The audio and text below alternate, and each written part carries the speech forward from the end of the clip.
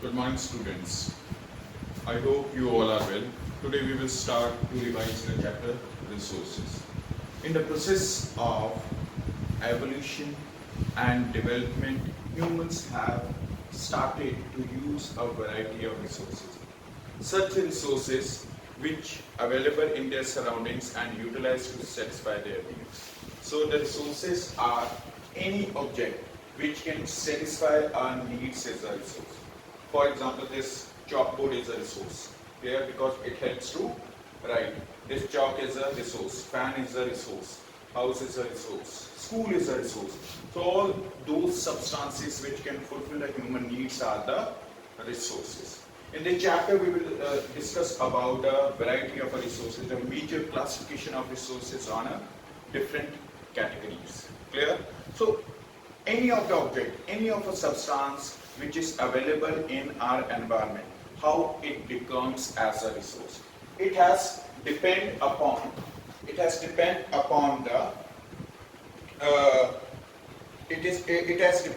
a resource. It should be developed and used. Resource, it should be accessible to the humans. It must satisfy a need. It should have their economical economical significance. So any of that substance which can satisfy the human needs is accessible to the humans. That particular resource is beneficial for the society. The resource should present in a country. The resource, it should have some economical importance or significance.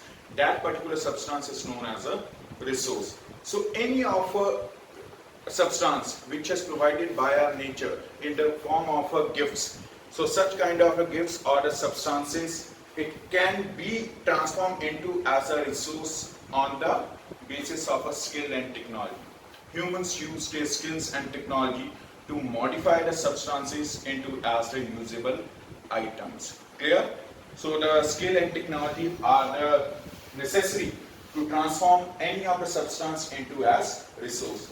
Now the next topic is the classification of resources. Classification of resources. Basically the resources are classified into the four categories. First category, on the basis of origin. On the basis of origin. There are two types of resources. One is the biotic resources. Biotic resources. Second are the abiotic resources. Abiotic resources. Biotic resources are those which are obtained from the living beings, which consider as a living beings. All the living beings are considered as a biotic resources, which can increase through the process of reproduction. For example, plants, animals, human beings they are the part of the biotic resources. Abiotic resources are those substances, those non-living things which obtain from the nature. For example, land, soil, minerals, sunlight, all these are the abiotic resources. Most number of the abiotic resources, these are recycled by the nature. I repeat here, recycled and renewed by the nature. But some are there which can't recycle by the nature. For example, the coal. Coal is an abiotic resource, but it cannot recycle by the nature in a shorter duration of time. Clear? So this was the first classification as origin. On the basis of origin, there are two types of resources are there: biotic resources and abiotic resources. Second one, on the basis of nature. On the basis of nature, there are again the two types of resources are there. One are the natural resources. Natural resources. Second are the man-made or artificial. Man-made or artificial. So on the basis of nature, the two types of resources are there. Natural resources, which are naturally obtained, from the nature and used to satisfy the human needs. Such resources are transformed into as usable items. Clear? For example, water available, that water is used for the irrigation. Water is used in a dams for a generation of electricity. These are the natural resources. Some are the man-made resources. Man-made. So these are the artificial resources. These resources are artificially made by the humans to satisfy their needs. For example, the roads. For example, as a school. For example, as the this chalk, board, fan. All these are the man-made resources, artificial resources. Clear?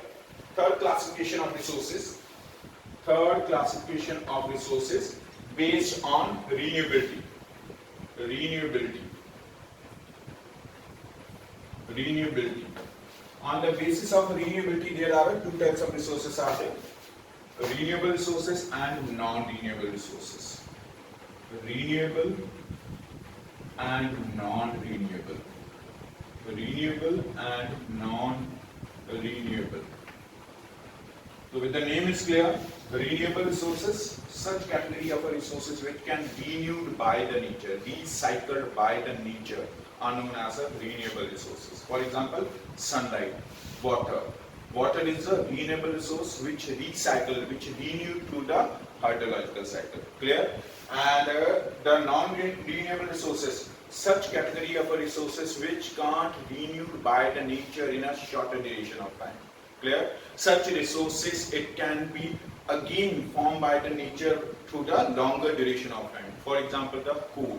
Coal is a fossil fuel.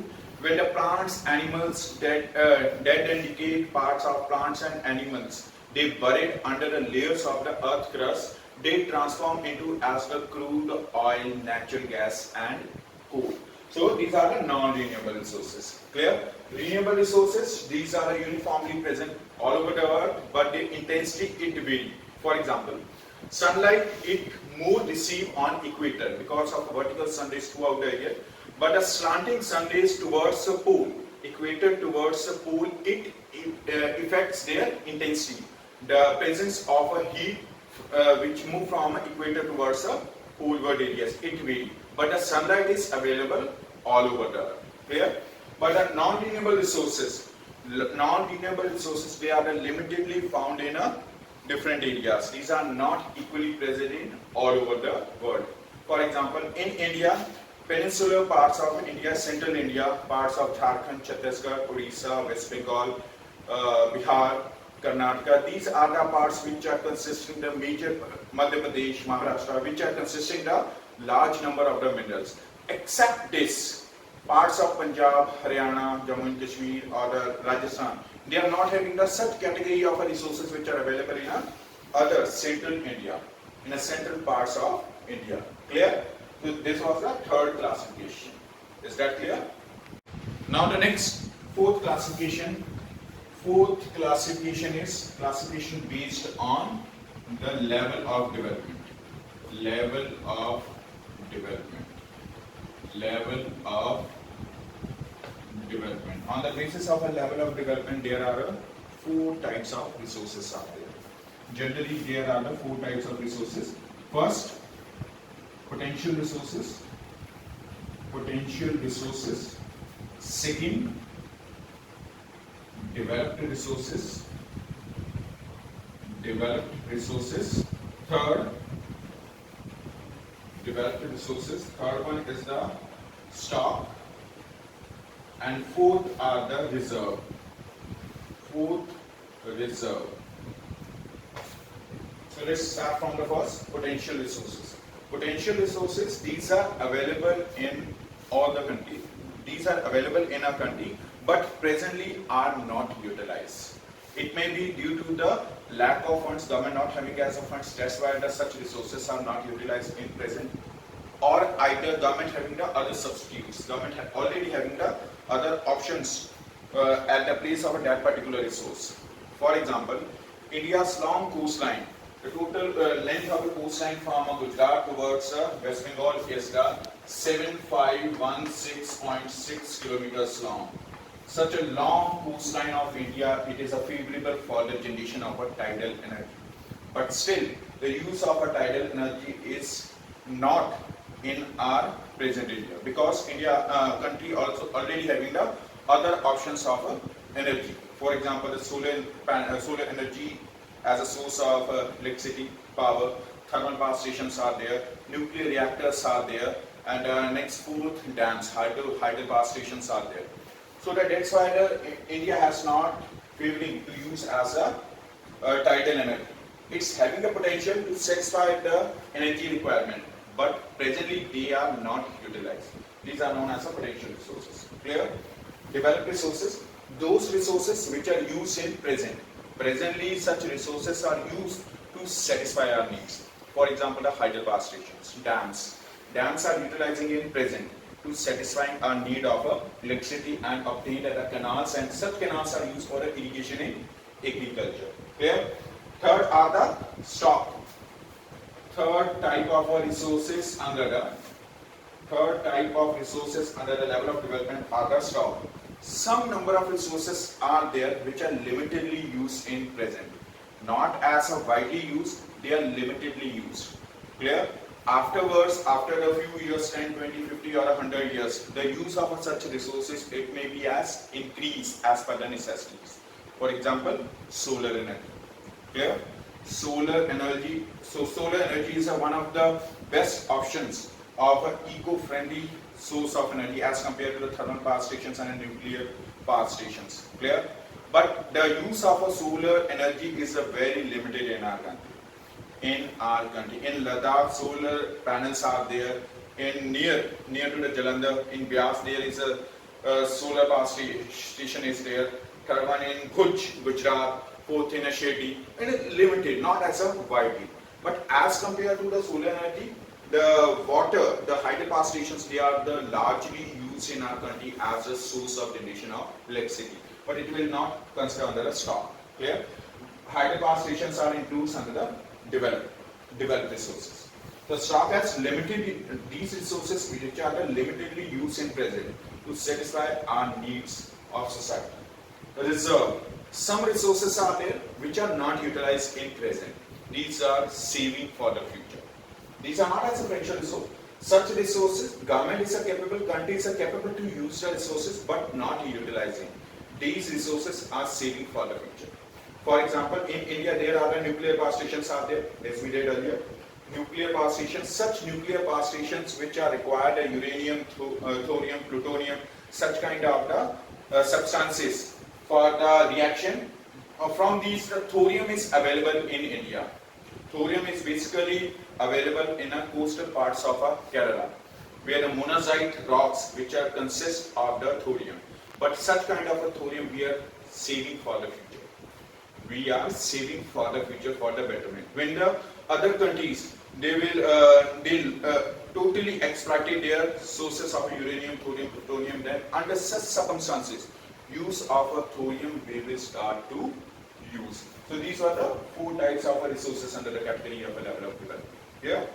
Next we continue the human-made resources. The proper use of natural resources depends upon present technologies and economic conditions. It is in the regard that human-made or cultural resources assume great significance. These resources play a vital role in the utilization and development of natural resources. They primarily include our technical expertise, available technology. On the basis of such available technology, we can easily transform the natural substances into as the usable items. Second one is the government structures, the government policies. Through the government structure, government institutions, these substances, whatever are available in our country, such substances, it can be made as a usable items. And social needs, social and cultural setup as a needs of a people. On the basis of the needs of a people, the substances, these are basically transformed into as the usable items. First one is technology, it should be present in the country. Government should ready to utilize the resources and the need. How much is the need of a particular substance by the population. On the basis of these three, any of a substance, any of a natural gift or the substance, it can be made as the resource. So it also includes as a human resources. Human resources constitute the human beings themselves. Their salient aspects include the following. Without the human resources, no gift of nature can be developed and utilized as a resource. Human resources are assessed both in terms of quality and quantity.